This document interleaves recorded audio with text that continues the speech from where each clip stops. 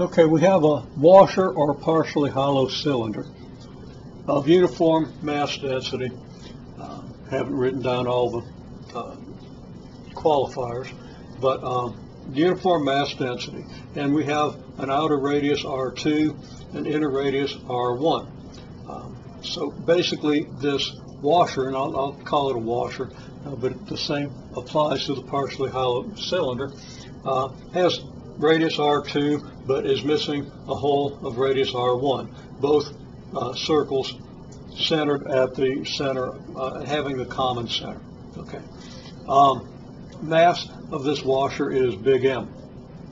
So we want to derive the moment of inertia for this based on our knowledge that the moment of inertia of a uniform disk is 1/2 big M times R squared. And presumably we know what that means, so I'm not going to explain that. Okay, so what we want to do to start with is we want to find the density, the mass density of this washer. And we're going to do the mass density in terms of an area density. We imagine a small increment of area here. And then whether it's a washer or a cylinder, it does have some thickness.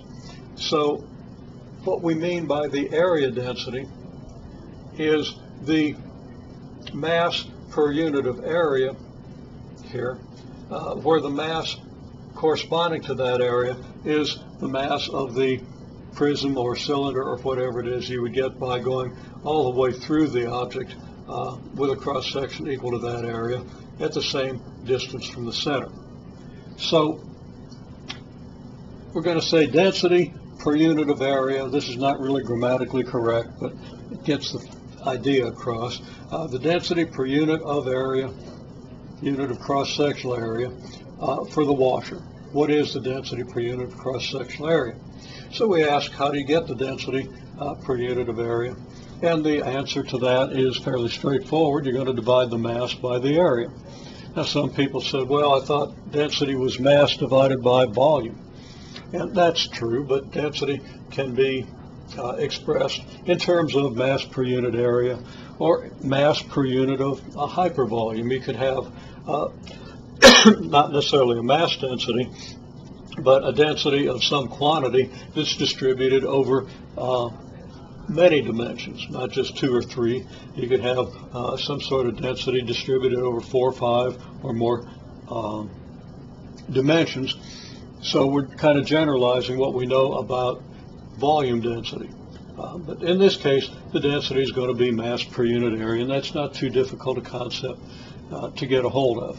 Now, what do we know? Well, we know this is M, big M, the mass of the washer.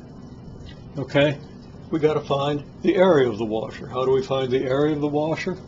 Well, the area is fairly simple. We take the area of the entire disk of radius R2 and we subtract the area of the missing disk of radius R1, and there's our area. Okay, and so the density is just mass over pi times the difference of the squares of the radii, and that's very straightforward.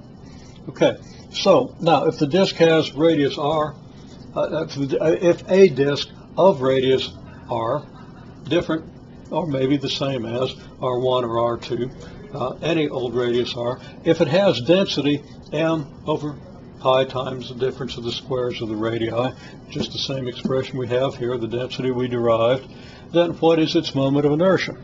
And you should pause and see if you can figure that out. Matter of fact, I'm going to stop the clip at this point and let you think about that.